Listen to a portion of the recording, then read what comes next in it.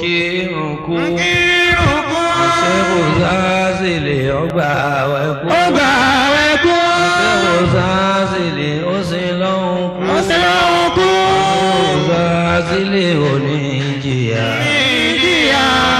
lọ́rùn kò ní ráre. àṣẹ́wò záàzìlẹ̀ ó sì lọ́hùn kú àṣẹ́wò záàzìlẹ̀ ọgbà wẹ̀kú àṣẹ́wò záàzìlẹ̀ òní jìyà.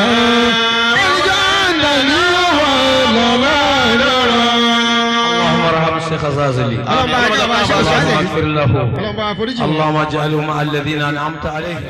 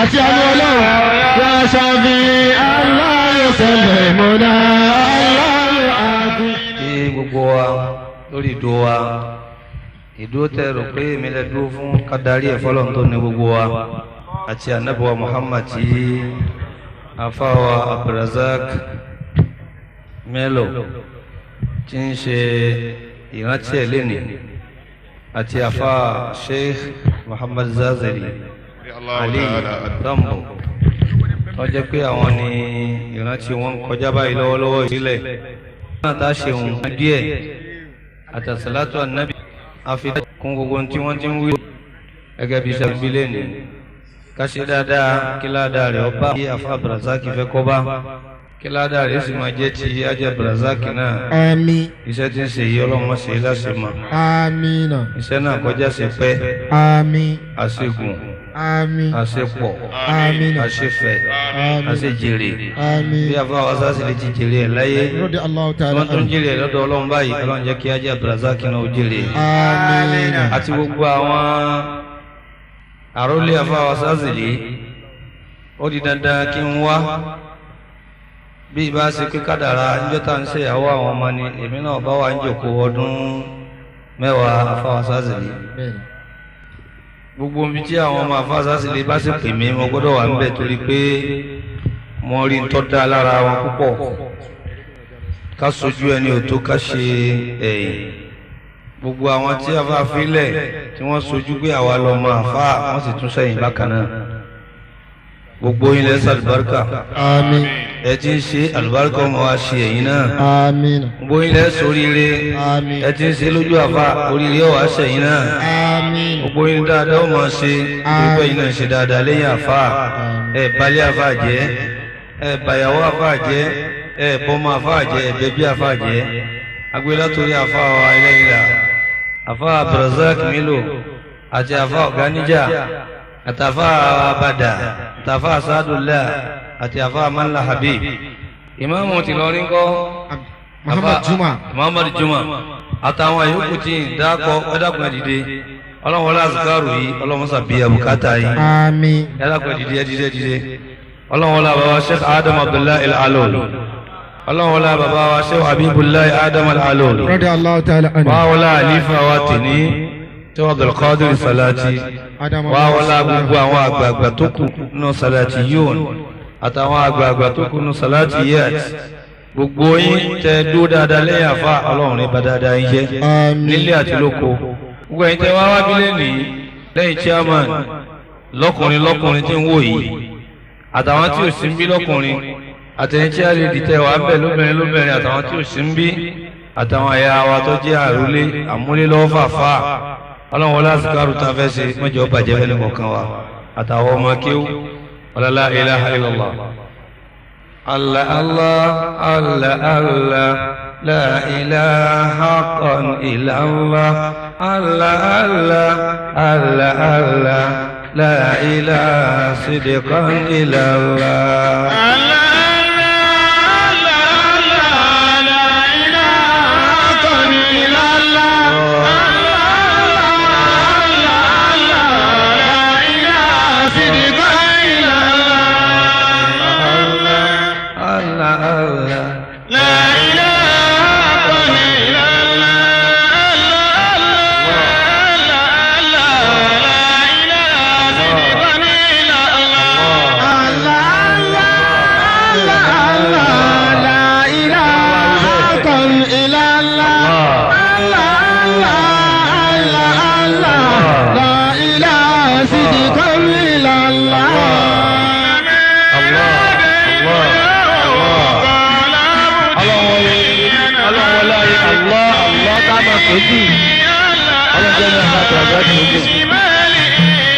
Gbogbo ẹ̀kọ́ ló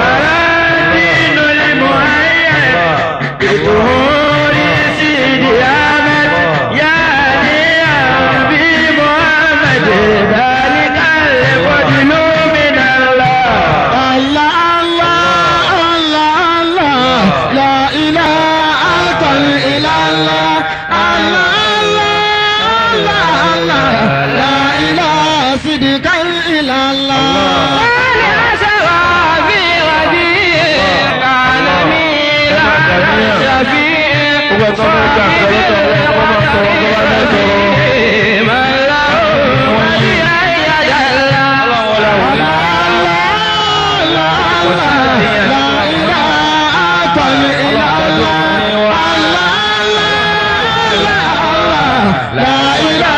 صدقا إلى الله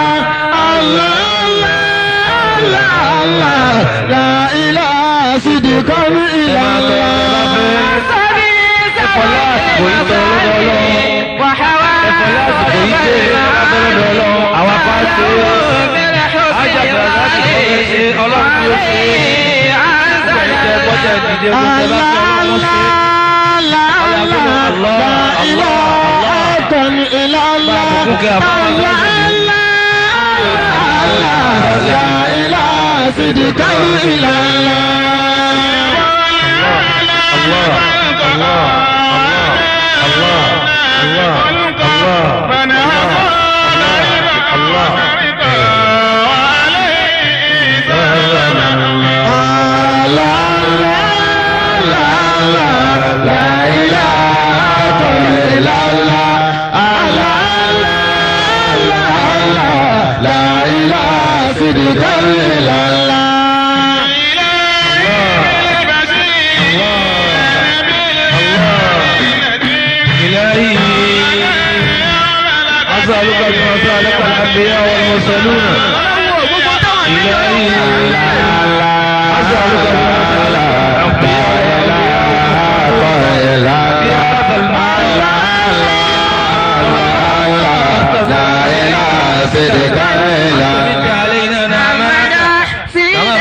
الأولين المختارين من الأخيار والأبرار نسألك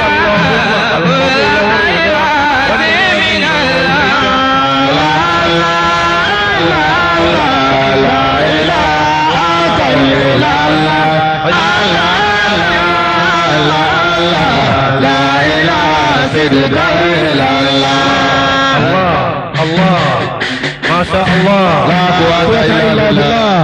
A jókòó àmọ́ ká dà ní ẹ̀ka tó jókòó. Nígbà táwa bá ń jókòó, a wà fẹ̀yà Nábì gbé. Àfá Abdulrazaki Mélòó yóò máa wá yan lọ wẹ́rẹ́wẹ́rẹ́ báyìí. Àfá wa ẹlẹ́yìn láti mọ bá àti ṣe. Ẹ wàá yí àfá Mélòó sí lójú tèmi kó tó tún kàn jẹ́ sí ti ń bá lọ tán. Torí pé àwọn tó gbé òkú àfáàsá sì ní dúró tí òjò owó òun náà jẹ́ kan bẹ́ẹ̀. Wọ́n náà ní owó láíláí.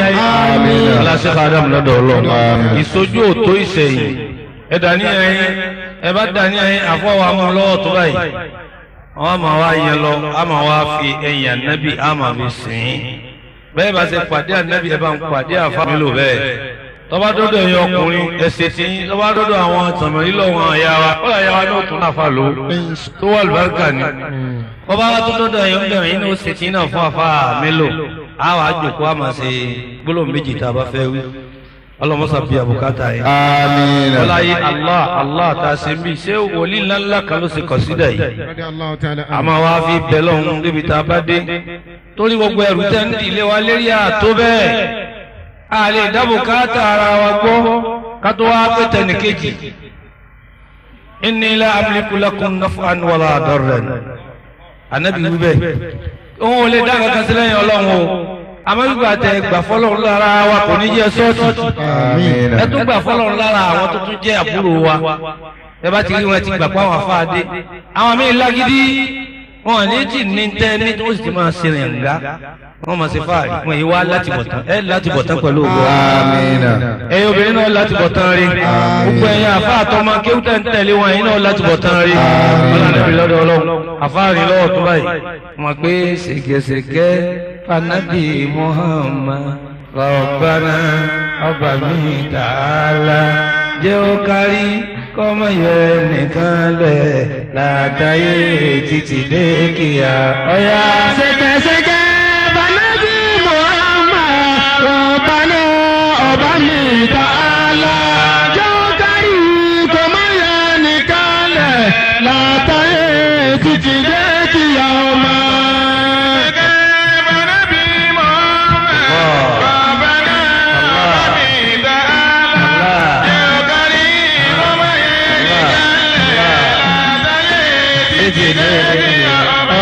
ṣẹ̀kẹ̀ṣẹ̀kẹ̀ banabi Muhammad Rabbana ọba mi ta'ala jọ́kárí kò má yẹ nìkan lẹ̀ látàyè títí dé kíá ọmọ.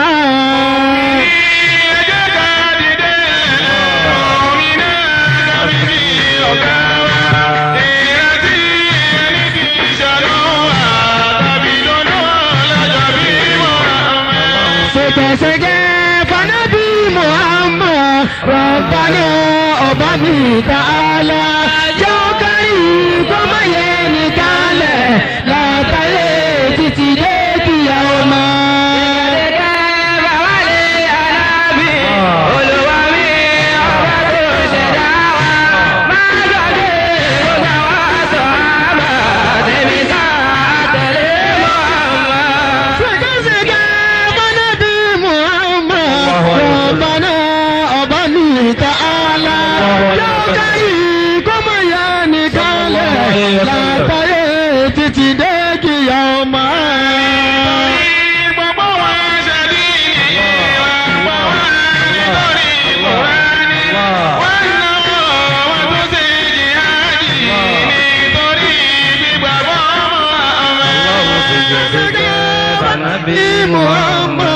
Rabbana ọba mi ta'ala jọ́kárí kò má yẹ nìkan lẹ̀ látàyè títí dé kíá ọmọ.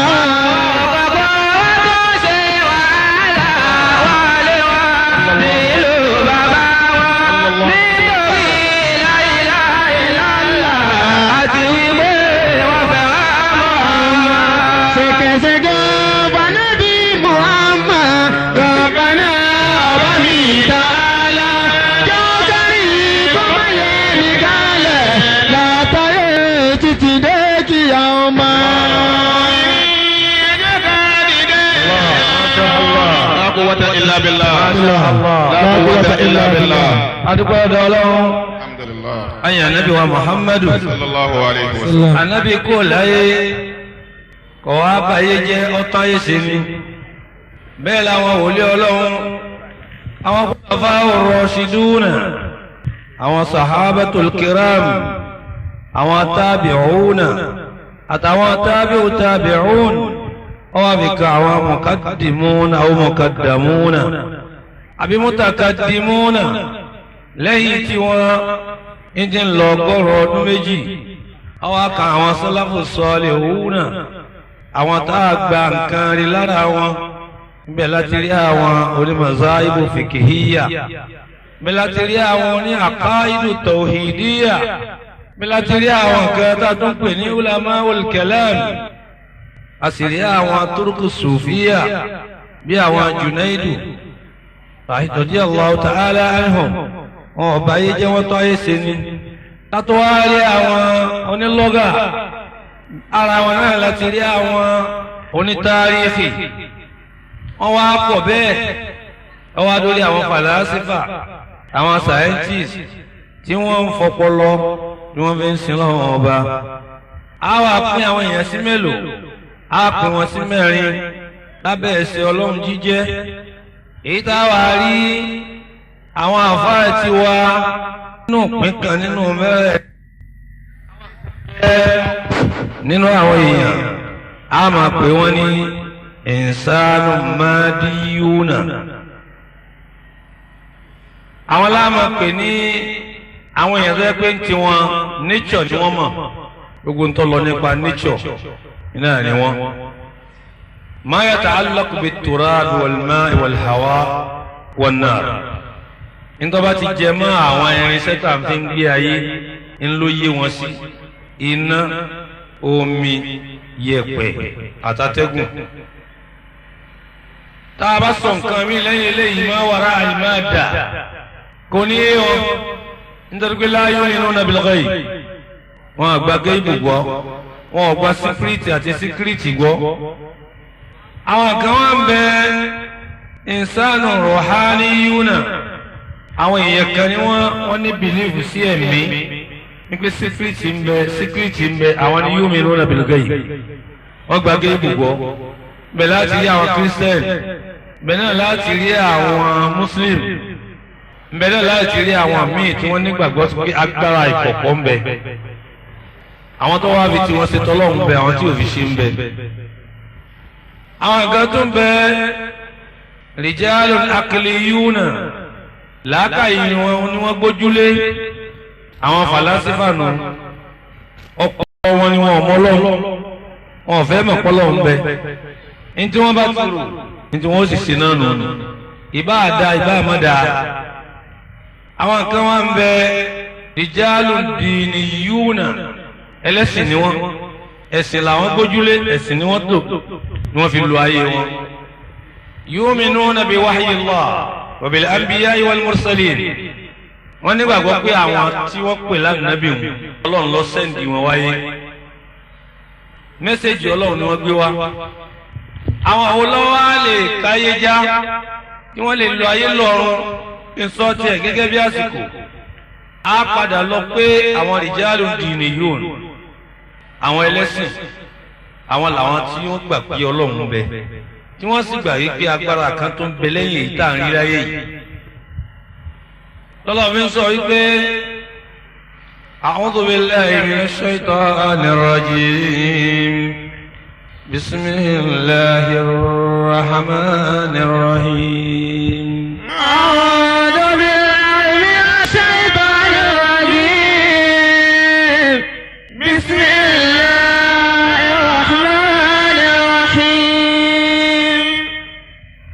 ألف لام ميم ذلك الكتاب لا ريب فيه هدى للمتقين الذين يؤمنون بالغيب ويقيمون الصلاة ومما رزقناهم ينفقون والذين يؤمنون بما أنزل إليك وما من قبلك وبالآخرة هم يوقنون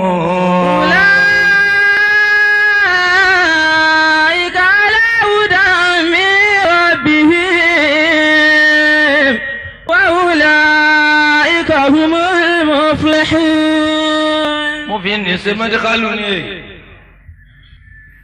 àwọn mẹ́fà ó sì ka nǹkan mẹ́fà àwọn oní ó jèrè láyé tí ó tún jèrè ní alkiyama àwọn ni alladhina yu'minuna bil ghaibi ọkọ ní alif lam mim àràfin mẹ́ta tí wọ́n kọ́ pẹ̀lú shorthand tí wọ́n ṣọ́ọ̀tì ẹ̀ alif lam mim àràfin mẹ́ta ni bàbá ní kó wọ́n máa tu àwùlẹ̀ dààmú ara wa jìnnà alọ́sọ́dọ̀ àwọn tí wọ́n jẹ́ scientist tábà ní wọ́n túbà kan nínú kéwú nínú Islam wọ́n ní alif Allahu lam jibrilu mim muhammadu arsalallahu jibrila ila muhammadin àwọn mi ní ẹjẹmú lè dá wàhálà alẹ ẹni Allahu a'lamu bi muradihi bi zalika.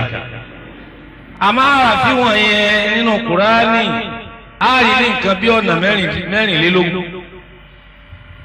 alif lam mim àwọn hawamim àtàwọn tawasin fawatiru suwar tí wọ́n fi ń ópùnù ọ̀rọ̀ náà Al-Qur'ani ẹni ó lè dàyà kọ́ yanjú òsì àfi ká fi tìka pé Allahu a'lam bi muradihi bi dhalika tó ó ti bọ́ sí wàrà al-ghayb. káwá wo gbogbo àwọn hawamimu yẹn àti tawasin yẹn lápapọ̀ kìtáàbù kan lòun náà ní fi ń jẹ́ dhalikal kitab. àwọn aráàfin wọ̀nyẹn odidi tírà kan ni minhu anzalallahu ala Adam ومنه أنزل الله على نوح وعلى إبراهيم وموسى وعيسى والنبيين من بينهم وإلى محمد صلى الله عليه وسلم لا ريب فيه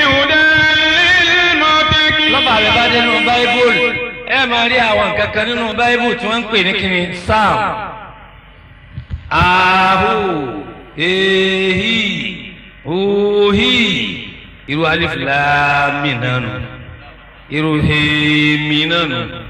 Ànábì sì sọ pé ní wa utitul hawamim wat tawasil wa fawatihu suwar min alwahi Musa wa min kutubil awwalin.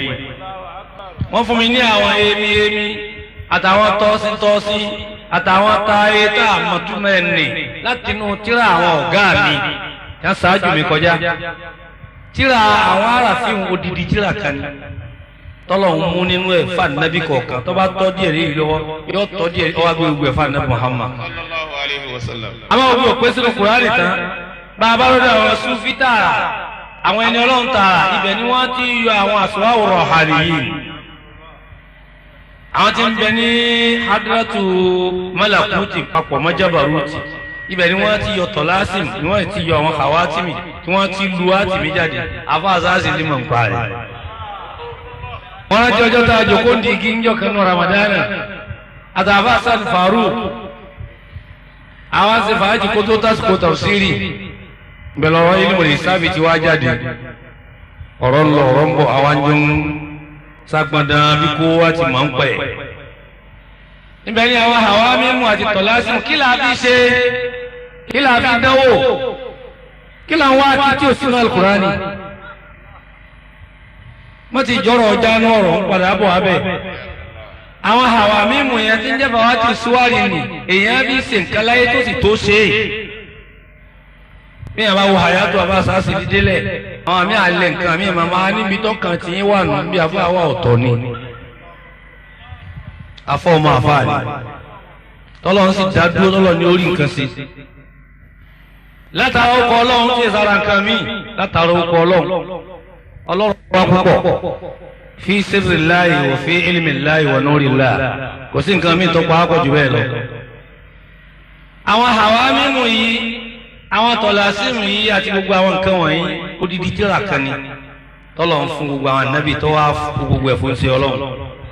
Òní dhalikal kitab odidi tírà kan ni la rayba fihi kò sí káwọ́ ti mẹ́. Lórí àbá ní dhalikal kitabu al-Qur'ani ni wọ́n ní wáyé pálí Qur'ani ni hadhal kitabu ni wọ́n wù. Àwọn kan bàlágà wọn ní dhalika tí wọ́n lò fún wọn fi ṣe tàzímù ní Qur'ani náà ni. Àwọn tó a bá dénú ilé ta kó ń ta a sọ pé dhalikal kitabu àwọn aráàfin wọ̀nyẹn odidi tírà kan ni la rayba fihi lọ́dọ̀ àwọn tí bá lò hudan lil muttaqin. Ó tó lò gbogbo abẹ̀rù Ọlọ́run láì fi nǹkan mí kún. Alladhina yu'minuna bil ghaib. Àgbàgbé ibùgbọ́ ni máa wàrà àdínàdà ní ti ń bẹ lẹ́yìn nature lẹ́yìn omi àti iná àti atẹ́gùn àti yẹ̀pẹ̀. Ní ti tó ń bẹ táyì fojú rí àwọn tó bá ní bèlífù sí ní táyì fojú táyì fetí gbọ́ àwọn yìí ò ní mú mi ní àkọ́kọ́.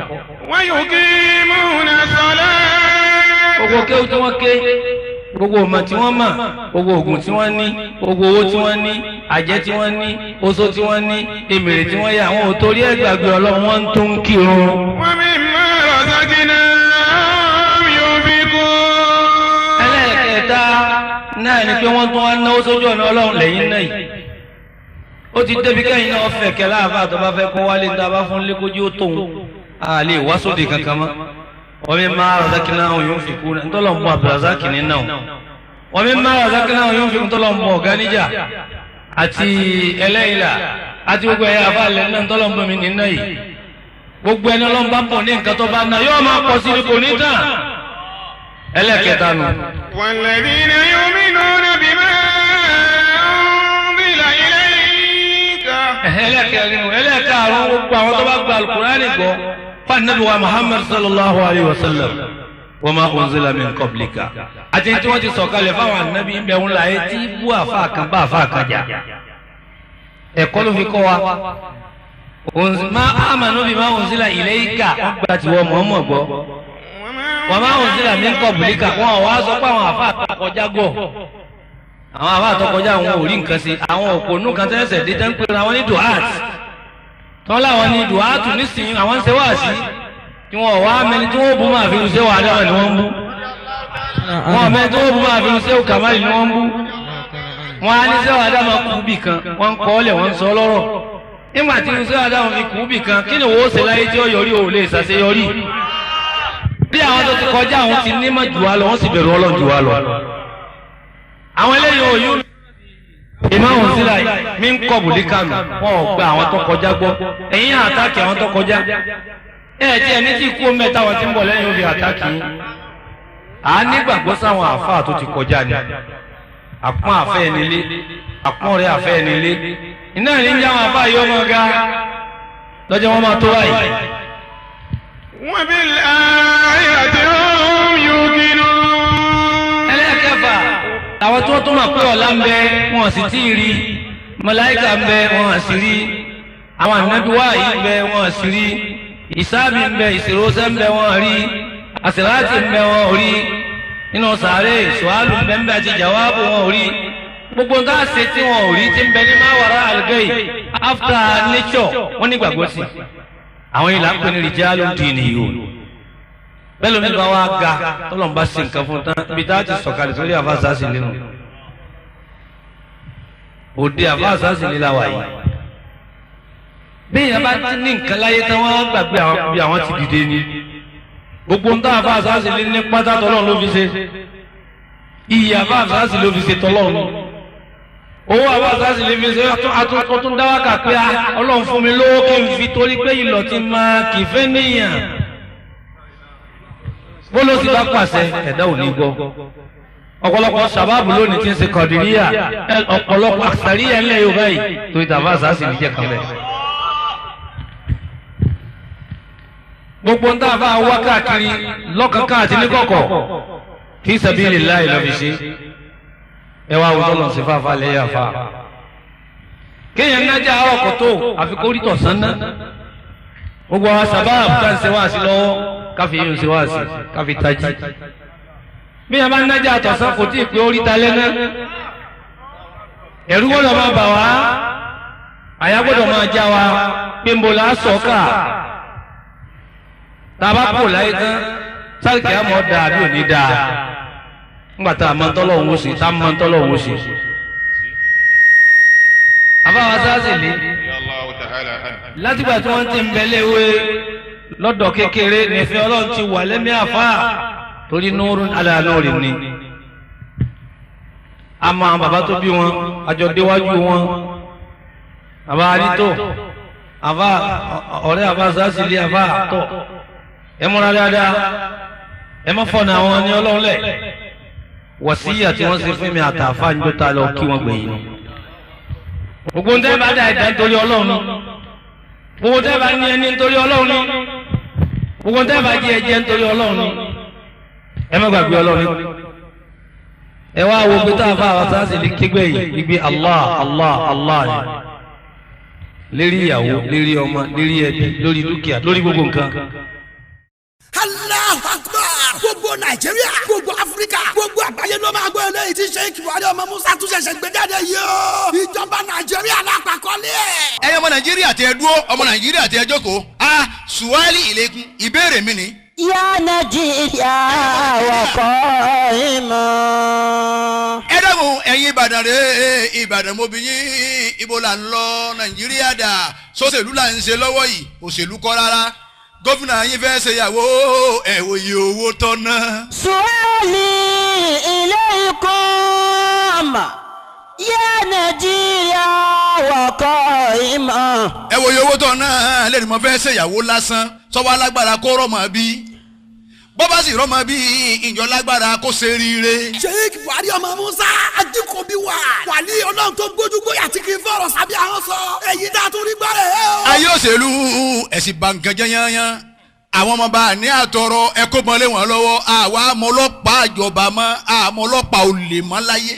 Suwali ilaykum. ẹ bá ń bi yàrá dùà ṣé yóò máa wò hàn ọ̀hún báyìí yóò ràn ju máa yé tí gbogbo ẹ̀ bàjẹ́ tán ni. Ya Nàìjíríà wọ̀kọ̀ ìmọ̀. owó nepa ẹ̀sìn kóná yányán Abubakar Abdulsalami òun sọrun gbọ̀n lẹ̀ bí àgbàna kí. ìjọba Nàìjíríà sẹ́rùfà wọn já wọn láyà kó náírà la wá sí tó nípa láyà tó yá bó yá jù. pẹ̀tẹ̀pẹ̀tẹ̀ nà sí àtànà wọ̀pá tó tabara alẹ́ tó tabara oko tó taba wọn ní kọ́rídọ̀ pàwà.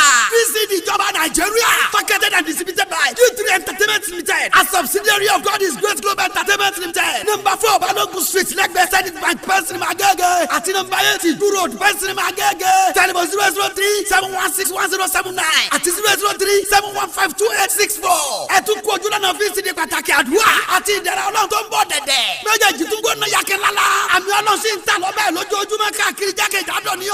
gbogbo ẹ̀ wá sí Buhari ọmọ Musa ni kò wáráró kò súrákì. fíìsì ní ìjọba Nàìjíríà lélẹ́yìí. Sheikh Buhari ọmọ Musa tún ni. wàláhì ó kọjá àfẹnurọ̀ yẹn. àwọn olówó èpè mi lọrin ẹbí àwọn ọmọ mi àwọn olówó èpè mi èyí tẹ bá tó pè mí ọ fẹ́ràn òótọ́ ni àwọn àfọwọ́n wà sí tẹmọ olúbàndírì àwọn làwọn olówó máa pè mo fẹ́ràn àwọn afáàtọ̀ ọ̀hún náà wọ́n ti mọ̀ pé àwọn eléyìí ò fóòtọ́ Ọlọ́run ti kẹ́ Buhari nífi sọ fún wọn àwa tá lóhùn sí ìkẹyìn ìbí ìwìlẹ̀ pa á ní ẹja lọ bó o ti ń ṣe é náà ni ó sì máa ṣe ìjìngbàngbà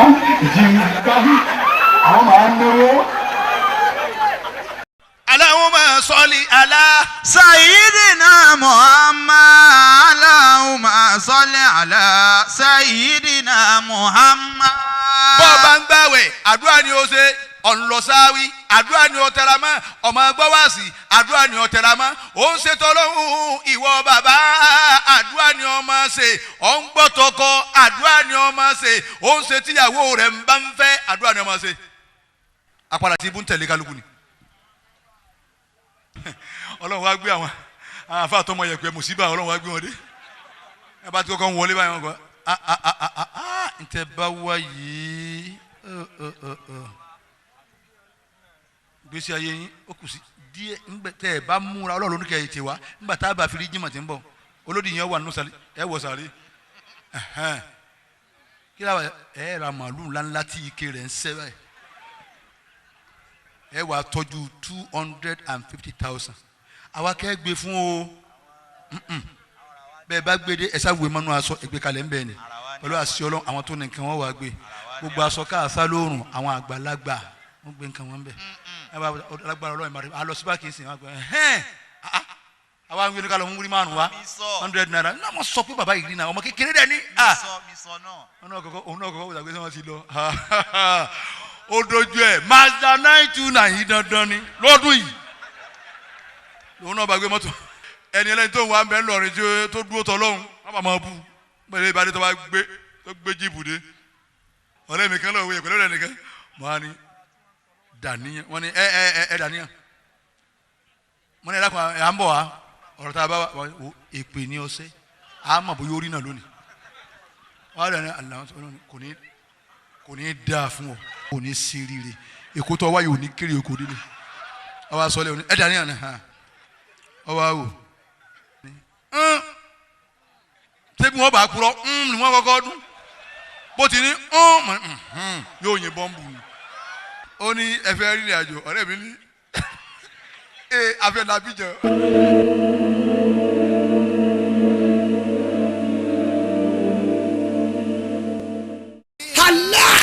gbogbo mùsùlùmí ayé tó wá gbọ́ tuntun lẹ́nu Sheikh Buhari ọmọ Musa o ajíkòbí wà tún ṣẹlẹ̀ yóò mi gbóró títì. Wàsíù Àyìndé tí máa gbé ìwòyí ànámọ́ wa ń tà ló ẹ máa wo ọ̀rọ̀ tọ́lọ́ sí kọ́mi àlùbáríkà sí.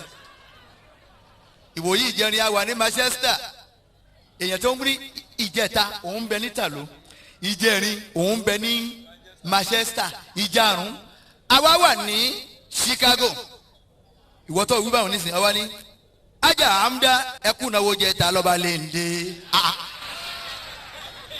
tọ́ba wa wí gbogbo ẹ̀tọ́ tó wà lè ní Àyìndé Wàsíù mi ẹ̀rí sáwárì lóòótọ́ ọmọ Ádámà wa dà sídi yìí òun ni wọ́n wá ń tẹ̀lé ẹ̀ ń pè àwọn kí ni wọ́n ń wí ẹ wò ó ilé olókè mẹ́rin ìka alábẹ̀ ń dábẹ̀ la ṣáyé ìka eléyìí ní alábẹ̀ tẹ̀tẹ̀lẹ̀ ni.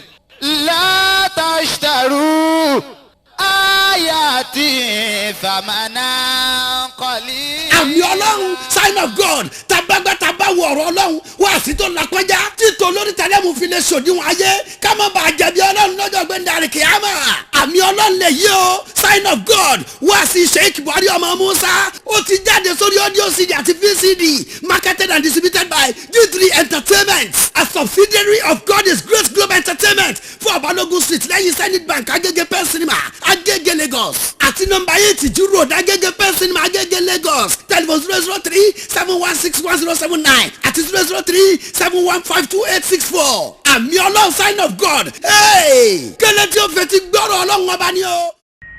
wọ́n bí mi gba mo dé Ghana tàṣí wá sí tán ní mọ́lúdì ọdún yìí wọ́n ní kí n mọ̀ nípa àfáà Sásìlì àwọn èèyàn ń sọ pa nǹkan báyìí àwọn èèyàn sọ pa nǹkan báyìí mo ní kílẹ̀ yín náà ní bìlífù sí lórí bàbá sọ tá a bá sọ jù bẹ́ẹ̀ lọ tí máa ń bẹ lọ́kàn yín ni ó sì déédéé àpótí náà gbé kalẹ̀ ká tó gbẹ́rù lé kí ni yí máa ń ní ẹ̀yìn àwọn làwọn gbà pé ẹni ọlọ́run ní tó bá jẹ́ bẹ́ẹ̀ ẹni ọlọ́run ní mímọ́ àfáà sí lọ́sàn àti lóru mo wá sọ díẹ̀ nínú wíwá àṣírí èyí tó pawápọ̀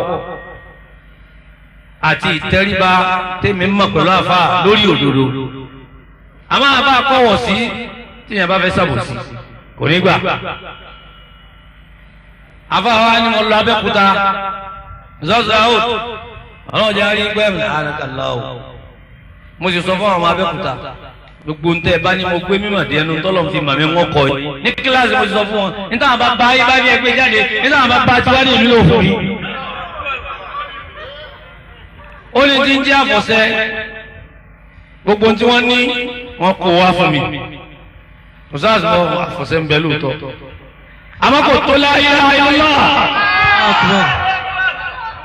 nínú sírù tí ń bẹ láà èyí téèyàn àfọ̀ṣẹ téèyàn ń lò tí ó di ọ̀tún lágbó tó jẹ́ mo rí l'Abẹ́òkúta èyí téèyàn ó lò tí ó dijọ́ méje kó tó ṣiṣẹ́ mo rí l'Abẹ́òkúta èyí téèyàn ó lò lójúmọ́ mọ̀ mọ́ àmọ́ gbogbo ẹ̀ ọlọ́run ní ká fi lékè wọ́n ní mo tẹ̀sí ẹ̀ mo rí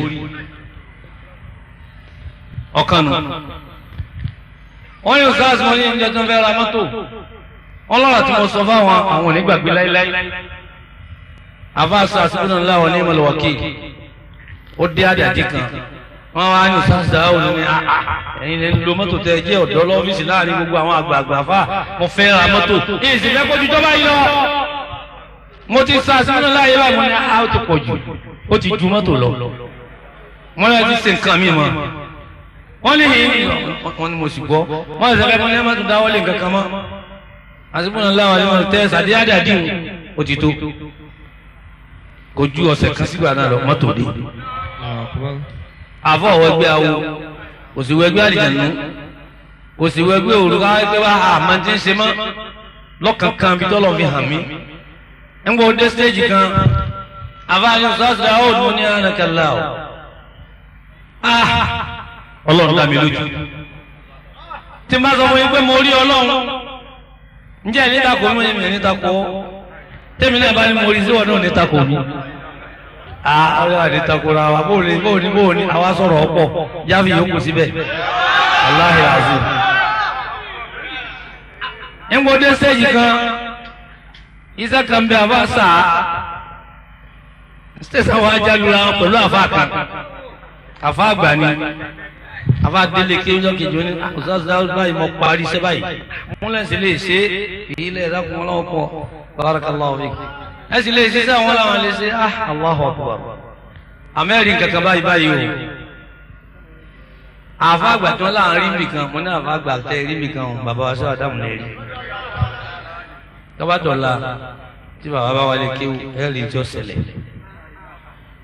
nígbà bá ti délé kéwù ọjọ́ kejì wọ́n sì wọ kíláàsì wọ́n wọ ọ́fíìsì aláwọn àlékún tá a rí báyìí àfáà sì wà ní kíláàsì wọ́n bá sọ fún mi àfáà yìí àwọn yòókù yín dà mo ní wọ́n wà ní kíláàsì síláàsì lídà mo ní wọ́n wà ní kíláàsì ẹ pé wa mo bá lọ pé àfáà sáàsì mo sì dúró ń ta ọmọ kan sáré lọ pé wọ́n wà mo ní tó oní nǹkan béèrè wọ́n ní bàbá mi sazali sazali sazali bàbá ìwé lẹ́mẹ̀ta bí yẹn bá ti sasẹ́ kan pẹ́rẹ́ lókèjì ni bàbá ọmọ bí yẹn bá sasẹ́ fọ́ wáyé pé nǹkan rẹ̀ ni bàbá ọmọ wáyé pé nǹkan bú ló ṣe bàbá mi hàn pé mo rí ọ o mọ̀ mà ẹlòmíín gba bàbá sí èèyàn rí lọ́kànkan bẹ̀ wọn ẹlòmíín gba bàbá sí èèyàn bú bí bàbá bá jẹ́ èèyàn bú ni àní sàṣeyọrí lára bàbá dáadáa tó fẹ́ kí èèyàn ga ni Sheikh Adam òní tí ìsásẹ́ mi lọ́dọ̀ séwu mi yóò ti gbọ́ wọlé ọmọlẹ̀ orí ọ̀yà wèrè mi kò sí ń tẹ́sí tí bàbá onímọ̀ pé ẹ̀sìn kan báyìí gbogbo àwọn hayatu Sheikh Zazili nínú lọ́nà tá a mọ̀ pé àfa Zazili rìn mọ́ wallahu yashhad. látara bẹ́ẹ̀ ní àwọn ajá sọ wípé ọlọ́run sọ pé innal ladhina istaqamu. innal ladhina qalu rabbuna Allahu thumma istaqamu. mo pẹ̀lẹ́pẹ̀lẹ́. innal ladhina qalu rabbuna Allahu thumma istaqamu. tatanazzalu alayhimul malaikatu alla takhafu wa la tahzanu. Allahu akbar. وأبشروا بالجنة التي كنتم توعدون. نحن أولياؤكم في الحياة الدنيا وفي الآخرة ولكم فيها ما تشتهي أنفسكم ولكم فيها ما تدعون نزلا من غفور رحيم. ومن أحسن قولا ممن دعا إلى الله وعمل صالحا وقال إنني من المسلمين. لا تستوي الحسنة ولا السيئة ادفع بالتي هي أحسن. فإذا الذي بينك وبينه عداوة كأنه ولي حميم وما يلاقى إلا الذين صبروا وما يلاقى إلا ذو حظ. إن الذين قالوا ربنا الله àwọn tó yẹ pé wọn ò ní tí wọ́n wí ju Allah Allah Allah Allah náà la wí bàtà bẹ̀rẹ̀ lẹ́ẹ̀kan àfi kílẹ̀ ọ̀nà ni tọ́lá àwọn ìgbẹ́kẹ̀mí ń bẹ àwọn èṣù ń bẹ àwọn kèfèrí ń bẹ àwọn sàyàtìnù ń bẹ minal insi wal jinn tí wọ́n á dọ̀nà arúfẹ́ ní bá fẹ́ sọ̀tọ̀ lọ. àwọn tẹ̀ bá ti pé Allah Allah gbogbo sígà tẹ̀ bá gbà wí ìbáà jẹ́ wákà Yorùbá ìbáà jẹ́ orin kéwú ìbáà jẹ́ kọ́ ọmọ pé Ọlọ́run o ọ̀nà ó sì máa kílíà fún ọ ọ̀nà táyé kílíà ọ̀nà tọ̀run ó kílíà. ثم استقاموا. Allah yìí wá ní bàbá àbá Zazili máa ké thumma istaqamu àwọn adúró pẹ̀lú ọ̀rọ̀ ó sì dúró pẹ̀lú iṣẹ́ níwọ̀n èrí tí wọ́n ṣe ṣe ní iye ọdún tí wọ́n fi ṣe. tanazzalu alayhimul malaika tatanazzalu alayhimul malaika. lópin ìgbà tí wọ́n bá ti wí ni tí wọ́n bá ní istiqama pẹ̀lú ẹ̀ láti fi istiqama wọ́n fi dé makama láti makama wọ́n fi ní karama. tanazzalu alayhimul malaika gírí ní màláìkà ọmọ sọ̀kalẹ̀ tábà sáàsì jẹ́ wọn pé wọ́n dé àwọn ni wọ́n dé tanazzalu alayhimul malaika ni. تتنزل عليهم الملائكة kí lórí. ألا تخافوا ولا تحزنوا. àwọn màláìkà ọmọ wa pé la takhafu mọ̀ ṣe tó ṣe lọ kù sí bẹ̀rù. níbi àyàfà àdìdé ní di Al-Qur'ani kó tó kù láyé tẹ́ òkú lè yàn jẹ́ débẹ̀ wọn. al-yakinu billahi ni wal-fana'u fillah wat-tawakkulu ala Allah òun ni wala tahzanu ẹ má bànújẹ́. màkàmà téèyàn dé téèyàn parí iṣẹ́ sí lọ́lọ́run tètè gbé àfáàdé. màkàmà jalaliya màkàmà jamaliya àti màkàmà kamaliya. gírì náà yá ni ìrìn ń yá ni ọlọ́run sì dọ̀tí àfáà tó fi lọ ọlọ́run ní dọ̀tí ẹ̀yin tẹ́ gbókù dání lẹ́yìn ẹ̀. وأبشروا بالجنة التي نحن أولياؤكم في الحياة الدنيا وفي الآخرة. tá a mójútó yín láyé wa fil akhirah bẹ́ẹ̀ bá tún lọ tán kan yóò ní bàjẹ́ nǹkan afáàní ọ̀bàjẹ́ yìí nítorí pé wọ́n ní fana'u fillah. tọ́lá pé àbá Zazili lè ń tan àwọn afáà yìí gbà tán bẹ láyé wallahi àwọn náà máa tán ni. A'adakumullah nàbà ti kú lẹ́yìn wa ni má dáwọ́ èrè rẹ̀ lóhun ẹni tí ó pa ní wa ẹ̀sà jẹ́ ọ gbẹ́rẹ́ tá a bá ti kú tọ́ báyìí ní nǹkan ọba ti dàrú ẹ̀rí àìní ẹ̀tàn tá a bá ọ̀tàn àwọn ọmọ ọlọ́mọ iná ni ó jẹ́ káwọn náà ọ̀tàn àfa lẹ́yìn àfa. ولكم فيها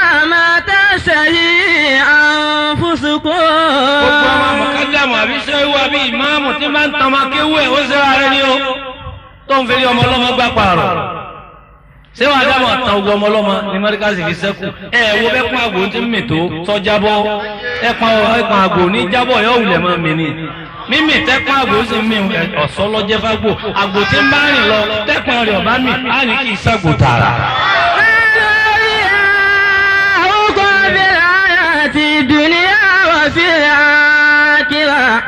ولكم فيها ما تشتهي أنفسكم ولكم فيها ما تدعون نزلا من غفور رحيم. àárín òkè púpọ̀ bàbá yẹn máa tu àsùkò lọ àwọn tún níbo mi ta fẹ́ tẹ́ wọn lọ́rùn ó sì yẹ kí n túra lẹ̀ jù báyìí lọ àmọ́jọ́ tún kù lẹ́yìn àfọ ọ̀gá níjà kọ́mọ́tì ìbínú òun náà pé òun kí n wá ń jọ kan òun ètí ìráyè lọ gbogbo yìí mo jẹ́ ń gbèsè nítorí pé ẹdúró tàfà lójú ẹdúró tàfà lẹ́yìn àbùkù oníkan owó yìí gbogbo ẹni bá dúró tọ̀lọ̀ tọ́ba nífà náà fi là làwọn fi ha máa tẹ̀tẹ̀ yìí à ń fi sùn.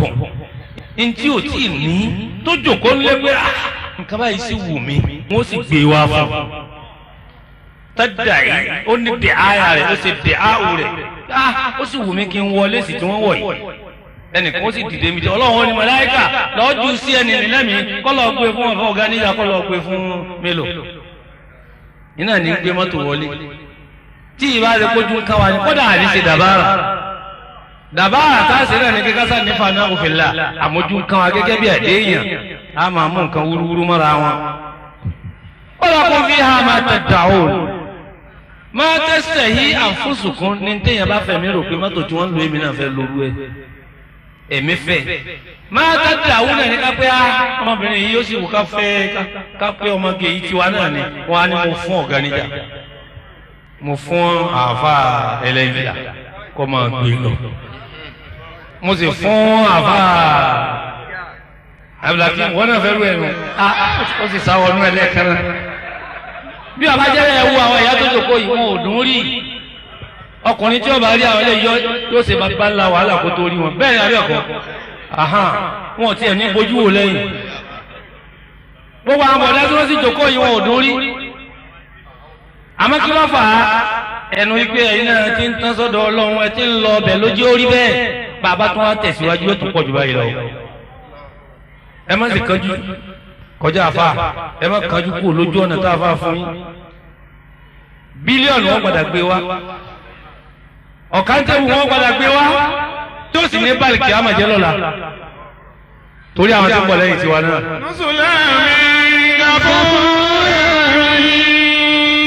àbáàká Sheikh Hanafi Az-Zadili Sheikh Hanafi Az-Zadili wòlíì kan ní jẹ́bẹ̀ kìí ṣe baba Hanafi tọ̀hún onímọ̀sábì fìkìhíyà kan wòlíì kan ní jẹ́ Al-Hanafi Az-Zadili ojú ọ̀nà tọ̀ríkà Ṣàzìlì ní Sheikh Hanafi yẹn wà. bẹ́ẹ̀ fi màá yí pé dúró tẹ̀ ẹ̀jà fáà níyàn lójú ọ̀dà fún yín ọmọ kéwù rẹ̀ kan wá ń bẹ ọwọ́ ajé alárìífín ọmọ kéwù àwọn tí máa wò pé a ti bá àfáà wa bí mímọ́ lóòótọ́ àwọn àfáà wa ní lánàá àwọn oníkìlí máa ń káàkó àwọn àfáà wa lánàá kí la ké lọ́dọ̀ wọn kí wọ́n kọ́ wa àwọn oníkìlí máa ń káàkó èèyàn lè kiri máa káyì ara rẹ̀ èdè haúsá ni wọn ló kiri máa káyì tí haúsá ń pè ní káyì náà lọ́mọlúwàbí rẹ̀ kéèyàn kiri máa ọmọlúwàbí ara rẹ̀ kò burú àmọ́ má ṣe kọjá ẹni tó jù ọ lọ àbẹ́ni tó bá wájú gbèsè ní ọjẹ́ ẹni tí ó burú jù wọ́n sì fún wọn náà. àfa yìí lọ́mọ kéwù kan àfa Zahiri àti Bátìnì ọmọ kéwù ó tún máa ń tí ń bẹ ní kéwù ọmọ tó gbé kéwù dúró ó sì máa ń tó ti kéwù ṣubú. nígbà tí èèyàn ọmọ Zahiri kéwù gbàtà pé Alif Lam Mim lẹ́ẹ̀kẹ́rẹ́ mọ̀ pé nǹkan kú bẹ́ẹ̀. náà lójúmọ́ TV dáhùn tí wọ́n á sì fi hàlákà gbogbo alágbára ayé tí wọ́n máa pé kí ló ní wọ́n rí pé kò ní nǹkan kan àmọ́ wọ́n á padà bá pé òun ló ní gbogbo nǹkan jùlọ. ṣé o Zaza lílo ti rí nù ọwọ́ àdìjọ́ kan ọwọ́ àdìgbò ẹ̀yìn ọmọ kéwú ẹ̀ka lọ á lọ sí dáwà èyí tó gbóyà nu ọmọ kéwú ọwọ́ àtẹ̀lé nígbà wọn débi kan wọn ní kí owó wọn dúró kí sànà àdìlọ́wọ́ ọ̀kan wá ń bi fatia ọ̀kan wá ń bi bisimilayi rahman rahim tí mẹ́mbẹ́ o náà lè kárí. وفي شرع العقيدة النوسي أن الإمام الكبير الآن في الشاذلي ومعه تلميذه سار يمشيان على شاطئ البحر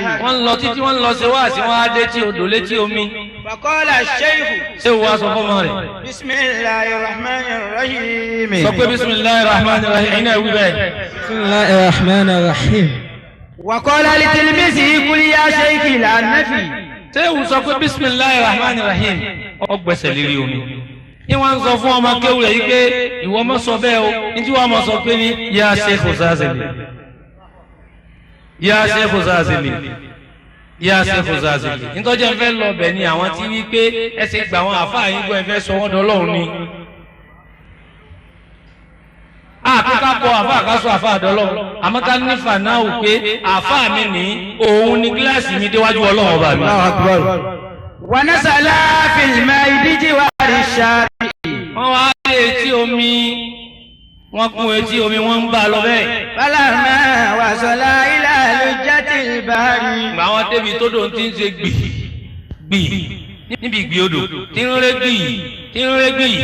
وقال الشيخ لتلميذه àfa wa sọ fún ọmọ kéwù rẹ̀ pé o. قل يا شيخ العنفي ìwà àfa máa pé. يا شيخ أنفي يا شيخ أنفي نقوم. فقال تلميذه لما لا أقول ما قال شيخي بسم الله الرحمن الرحيم. وانت ويلو أما كيف تقول يا شيخ أنفي يا شيخ حنفي يا شيخ حنفي وانت لوليوني أفهم كيف بسم الله الرحمن الرحيم. وسي صفا ما كيف وما صفا يا شيخ أنفي يا شيخ أنفي انت الله nígbà tí wọ́n dá àárín omi kéwú bá gbé ọmọ kéwú nígbà ewo ní bisimilayi rahman rahim èmi ọmọ akpé yá sí wà nàfi kémi náà wí bisimilayi sí wí sí bó kọ́ lọ́ọ̀ ní bisimilayi ó kọ́ tiẹ̀ tí màá wá pè ti jẹ́. bákọ̀ọ̀lá fagari kọ̀. lónà bá ní bisimilayi rahman rahim ní ọba sọ pé yá sí wà nàfi mọ́ fagari kà lọ́ba wọnú omi lọ́ba di àbú ọkọ̀ àbúlẹ̀ méjì. fàhámsà kàbíyèsí ṣèyíkù. ṣé o bá nà ọgán lápá pé ọmọ ọlọ́mọ parẹ́ mọ́ lọ wọ́n jẹ́ ọ parẹ́ pé àfa mi ni yóò júlẹ̀ pé kú eré ibú ara rẹ̀ tí mo ní ọmọ wí kò ń wí. àfa rẹ̀ oníjọ́ máa kéwò wọn parẹ́ bọ́mọ kéwò bá ṣe ọdún bẹ́ẹ̀ lọ ọ̀hún àwọ̀ ọ̀la rẹ̀ mọ́. àfa kan ló ṣe bàbá wa Kamal náà Tájù Àdábì ẹ sì wo bó kọ bàbá Tájù Àdábì ò sí parẹ́ ṣẹṣẹ o Kamal ọ̀sẹ̀ wọn jọ náà mélòó ọmọ kéwò tó ṣe sí o Kamal. àfa kan ló ṣe wá sí Adam nàmájí àti ẹ̀sìn ló bí wá àtàfà àgbájì ṣíṣe Ádámù ọ̀sẹ̀ wọ́n jọ náà mélòó ọmọ kí ó tọ́sẹ̀ sí Ádámù mélòó sí Ádámù sí pèlú tá bàbá bá tiẹ̀ jẹ́ ẹ̀yin àbá àtẹ́m bá tiẹ̀ jẹ́ tí wọ́n náà ti rí ọba tí ìjọ olówó lọ́wọ́ kí ni òjò tẹ́gbẹ́ kí ni òjò ọmọ kíw kí ni òjò oríṣi báwọn yòókù ti rí sí kí ni òjò dàbí Mílò kí ni òjò dàbí Ọ̀gáníjà kí ni òjò dàbí Ẹlẹ́yìnlá kí ni òjò dàbí àwọn yòókù tí ọwọ́ rẹ fi ń lọ ẹ̀yìn tí kìí kó ń ṣe jàmbá àfa rẹ lẹ́yìn tí kìí kó ń dasáwí àwọn tí kìí kó ń ṣe múlá àti ìbìkí ìwà alága látò kí ni òjò tó àwọn yòókù ti ń dá fáwọn yòókù òyìnbá rẹ o àfa àwọn abí ọmọ kí lójú ọtẹ lódò. fa'alamahu. lọ́wọ́ sọ fún àbá pé bẹ́ẹ̀ ni gbàtẹ́ ń sọ pé bismillahir rahmanir rahim ni mo sì mọ̀ pé ó kọ Ọlọ́run ni ẹ wá ní màá dákọ̀ tí lọ́kàn mi wá sọ fún mi pé sẹ́yìn lọ́lọ́run ni lèmi náà wá sọ pé bismillahir rahmanir rahim ntí mo wí gbọ́dọ̀ kan náà ni mo ṣe bára mi ní odò nu. faqala lahu shaykhu. ṣé o wá ní tó o. anta ta'rifuni. ọmọ mi ọmọ ilé mi ọmọ bí mi ti sùn ọmọ yàrá mi ọmọ ìyàwó mi ọmọ dẹ̀dẹ̀ mi ọmọ bí mi ti jẹ ọmọ àsìkò tí ń yàgbẹ́ ọmọ àsìkò tí ń tọ̀ gbogbo àṣírí mi lọ mọ pátápátá. wa ana a'rifullah. ìjọ ọmọ náà ṣé wọn mọ̀lẹ́bí náà wù lọ́mọ ebi sọ́ọ́lù wù lọ́mọ ebi wọn hàn ní sí lẹ́yìn ìyá tí ìjẹ́ o ti jìyà o ti rà dáhùn náà kéèyàn wá dé ẹsẹ̀ kọ́ tilẹ̀ lárúbáwá dé kọ́ mọ́ wá bú àwọn wòlíì ńláńlá ṣé yóò láti bọ̀ tán ṣé yóò láti bọ̀ tán ṣé yóò nígbẹ̀yìn rẹ̀ wá wọ ọmọ yìí tó ń pè bísí ọmọ ń bò ti rí èmi mọ́ lọ́wọ́ èmi mọ́ lọ́wọ́ ọlọ́run fi ra rẹ̀ mọ̀ mí ṣé wọ́n mọ̀ ni ṣé bẹ́ẹ̀ nu kí n transfer rẹ̀ látara tèmi sí wọn mo fi ní ọmọ pè mí bí wọ́n bá rí dùnú àfa rẹ̀ lẹ́yìn ìgbà tá a bá rí ìdùnnú ọlọ́run wọ́n tara àfa àdọ́dọ̀ rẹ̀ bọ́ ọ bá bínú sí àfa rẹ̀ tó ọkọ làfa rẹ̀ ìbínú ọlọ́run kọlù ọ́. wà á ta àrífọ́n lẹ́sìmí. ọmọ ọkọ mi o sì mọ ọkọ tèmi ń jẹ mo fi ní ọmọ wí. wà á na àrífọ́n lẹ́sìmí yìí. èmi sì mọ ọkọ lọ. bisimilayi rahman rahim ti wí tó wí nǹkan mi kù. bisimilayi rahman rahim. àfọ̀tún sọ mí nínú kó tó pé bisimilayi mi. wà á tà láàrin bisimilayi kan kó tó pé bisimilayi mi yóò kó kọ ọlọ́run ó sì fi tọmọ ẹ̀ kún nígbà mọ́ wá lóhùn sí lára àfa àmọ́ nǹkan lọ́ba jábọ́. wà á tà tàtàwá sàtàbí ilé àná kàtàrí fún ni. ó tara mi dọ́dọ̀ ọlọ́run ní èyí. wà á nà tàwá sàlù bisimilayi ilẹ̀ àní àrífò ìsìmáwù. orí mi mọ́ ọlọ́run ó ṣẹlẹ̀ níbi fatia náà bẹ́ẹ̀ gbogbo táwọn afa bá gbélé wa lọ́wọ́ ẹ má jẹ́ àdá òtún ẹ̀ ẹ̀yin alásàlátù ẹ̀yin jama afa Abdulrazak Melo bá afa rẹ ti gbélé lọ́wọ́ lòun náà ń gbé kì í ọ wá dáa fún àbí ọ̀dà fún ẹ dáhùn lẹ́ẹ̀kan náà tèmi náà la pé tì ó pé ọlọ́run níjọba jẹ́ ní dàdúrà nítorí programu tó pọ̀ ẹ tún fẹ́ ṣe nǹkan míì ẹ̀yin jẹ́ àṣì jòkó tí wọ́n pèpè ẹ wá dá sí tọ́lọ́run ẹ má padà o pẹ̀lú ògbó ọlọ́wọ́ ẹ̀ ní sọ́ọ̀tì lára wọn ọlọ́ àbáwọn náà ò sí sọ́ọ̀tì lára àfa wọn ọlọ́mọdé wa náà kó lérí ìlànà àwọn àfa wa wọ́n jẹ́ kó lérí ìlànà bàbá wa Sheikh Adam bàbá tó bí wa àfa wa Sheikh Abdulkadir Jilani Sheikh Ahmad Tijani gbogbo àwọn olé ọlọ́run gbogbo àwọn àṣàyàn ọlọ́run wọ́n jẹ́ àkọjá ní orí agbárin wọn yáàrí ọ̀nà wọn láyé kátó-ńjìlẹ̀ ọ̀nà wọn jẹ́ alkiyama ọlá nàbẹ̀ wa Muhammadu èyí tá a fi sàmì ọdún tèní ọlọ́mọṣẹ́ lásìmọ̀ fún afọ àbúrò Al-Qur'an al-Karim gbogbo záwíyà asùnàlá ọ̀dọ̀wọ̀ yìí o khairu misali lẹ́yìn náà nígbà tá a bá sọ̀kalẹ̀ dáadáa ló jẹ́ kẹ́yìn rẹ̀ ọ̀dà báyìí ẹ̀yin náà wá sí débi tó yẹ kẹ́ ṣe dé ẹ rí i pé pẹ̀lú ògo ọlọ́run àárọ̀ yín àtọ̀sán yín àtọ̀lá ọlọ́run ọjọ́ ọ̀dà ọlọ́run náà Muhammad al-Fatiha. bisimilahi rahman rahim alhamdulilayi rabbil alamin arrahman rahim maliki yawmiddin iyyaka na'budu wa iyyaka nasta'in ihdina as-sirata al-mustaqim sirata alladhina an'amta alayhim ghayril maghdubi alayhim. àṣẹ òzázìlì òkè òkú àṣẹ òzázìlì ọgbà wẹ̀kú òzázìlì ó sì lọ́hùn kú òzázìlì ò ní jìyà lọ́rùn kò ní rárí. àṣẹ òzázìlì ó sì lúwà kú àṣẹ òzázìlì ó gbà wẹ̀kú àṣẹ òzázìlì ò ní jìyà.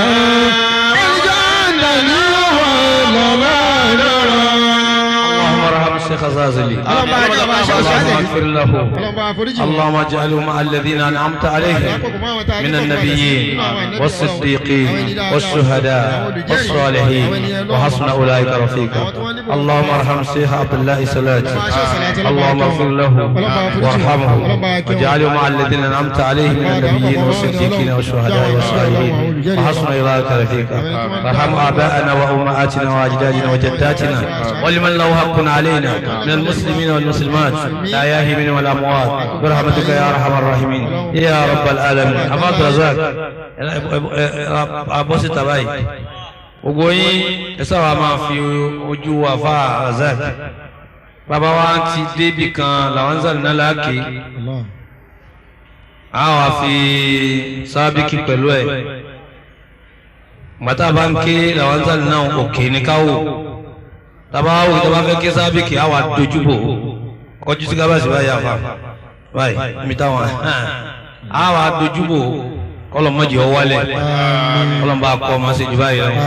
mo wo programu rẹ̀ kan ní Kútọ́nù èmi ń lọ sí hajj mọ́ àyà bẹ̀ a sì prógámù níjọ́ sátidé àbíjọ́ kí la ṣe àwọn àti sunday ni wọ́n ní káfà wá ìgbà tá a wá dé wọn á mú prógámù náà mọ́ wá wo inú mi dùn púpọ̀ mo rí i pé kò fò kúrò nílé ọ̀nà ọlọ́run bá wọn sọ̀rọ̀ ń bẹ̀ ó lo alikitaabu wa sunna àwọn àfáàsì àwọn èèyàn sì ń sunkún lérí jòkó àdá khalafu khairin salafu khairu khalafin li khairi salafin. Owó tá a bá dé sí wàdámù náà wọ́n mọ̀ rí lára wa àtàwọn ọmọ sí wàdámù àtọmọ ọmọ sí wàdámù sáà dáadáa bari sálà sí wàdámù jẹ́. Ṣé wàá sínú gidigidi gbogbo ẹjọ́ ọba ní kásẹ̀tì náà kọ́ lọ ní ó fún wọn lẹ́kọ̀ọ́ ń bẹ̀ ọ̀kan tí mo kọ́kọ́ rí pé yín wo kásẹ̀tì rẹ̀ nù inú mi wá dùn púpọ̀ bẹ́ẹ̀ ni ọ̀gá níjà bá ń ṣe tiẹ̀ ń sàlẹ̀ ń bẹ̀ àmọ́ ẹlẹ́yìn rà bẹ́ẹ̀ ni tí n bá ṣe tiẹ̀ ń sàlẹ̀ lọ́dọ̀ mi ń bẹ̀ tílẹ̀ ìmọ̀ ẹ̀ máa gbọ́ àsìkárù ni ká tó wá pé tójú ọpọ́n ní àyè ọlọ́run ní balada rẹ jẹ́ bismillahir rahmanir rahim. لو أنزلنا هذا القرآن على جبل سما لرأيته خاشعا متصدعا من خشية الله وتلك الأمثال نضربها للناس لعلهم يتفكرون هو الله الذي لا إله إلا هو عالم الغيب والشهادة هو الرحمن الرحيم هو الله الذي لا إله إلا هو الملك القدوس السلام المؤمن المهيمن العزيز الجبار المتكبر سبحان الله عما يشركون هو الله الخالق البارئ المصور له الاسماء الحسنى يسبح له ما في السماوات والارض وهو العزيز الحكيم. اللهم صل على سيدنا محمد السابق الحليم ورحمة للعالمين ودار من مدى من خلقك ومن بقي ومن شهد منه ومن شقي صلاة تستغرق الحد وتريد بالعد صلاة لا غاية لها ولا منتهى ولا انقضاء صلاة دائمة بدوامك وعلى آله وصحابه وسلم تسليما مباركا. káfọ́ lọ jòkó ẹ wá jáde lílá nìkan sí agbo markaz gbogbo tí ń jẹ́ àpòláwò sheikh adam usratu sheikh adam ọlọ́mọdé àwọn rú gbogbo bá ti fẹ́ kórí tó kù ọlọ́mọba wa ti wú ẹ̀ dáadáa la ilaha illallah la ilaha illallah la ilaha illallah wala muhammadun rasulullah ọlá àṣepọ̀ tí ń bẹ láàrin ọlọ́run sáà nàbí bá a so gbogbo àwọn sheikh adam pọ̀ báwọn kan bá ń bẹ́ẹ̀ tí ń dàrú láti fi jẹun láti fi sayé láti fi lògbà bá a fún wọn sùúrù irú sùúrù tó bá tọ́ sí wọn ọlọ́run mọ bó ṣe bá a fún wọn wọ́n á jẹ́ kí wọ́n dọ̀rẹ́ ara wọn lórí kitabillah wa sunnat rasulillah wa ala al-khayri wa sadad bẹ́ẹ̀ ni kò sí má fi bá orí jẹ́ o orí pé tàwa tá a kí wọ́n bẹ́ ọ bàjẹ́ má jẹ́ tí wọ́n bàjẹ́ ala bismillahir rahmanir rahim ila fi quraish ila fihim rihlat ash-shita'i was-sayf فليعبدوا رب هذا البيت الذي أطعمهم من جوع وآمنهم من خوف. تحيات لله الزاكيات لله الطيبات الصلوات لله. السلام عليك أيها النبي ورحمة الله وبركاته. السلام علينا وعلى عباد الله الصالحين. سبحان ربك رب العزة عما يصفون وسلام على المرسلين والحمد لله رب العالمين. محمد رسول الله صلى الله عليه وسلم. محمد حبيب الله صلى الله عليه وسلم. محمد صفي الله صلى الله عليه وسلم. الصلاة والسلام عليك يا رسول الله صلى الله عليه وسلم. الصلاة والسلام عليك يا حبيب الله صلى الله عليه وسلم. aṣáájú ọ̀run ẹni tó kó gbogbo wa sínú mọ́lẹ̀ta wáyé anabi wa muhammadu ni sallallahu alayhi wa sallam. ya sayyidi ya rasulallah sallallahu alayhi wa sallam. ya sayyidi ya habiballah sallallahu alayhi wa sallam. ya sayyidi ya akrama khalqillah sallallahu alayhi wa sallam. alekun kí Ọlọ́run عليكم يقول kí ọmọ bá ń sọ ọlọ́run anábọ̀wá Muhammad sallallahu alayhi wa sallam. orí asẹ́kù asalatu maulana sheikh abdulkadir baba sheikh indasalati radiyallahu ta'ala anhu. baba sheikh adam radiyallahu ta'ala anhu. baba sheikh zambo lalanamu radiyallahu ta'ala anhu. baba sheikh nazir nikano radiyallahu ta'ala anhu. afa sheikh yaya luki agodi baba nakib al-ashra radiyallahu ta'ala anhu. مولانا شيخ الشاذلي radiyallahu ta'ala anhu. ولا تنبن صلاة ولا جوسة كما آمين.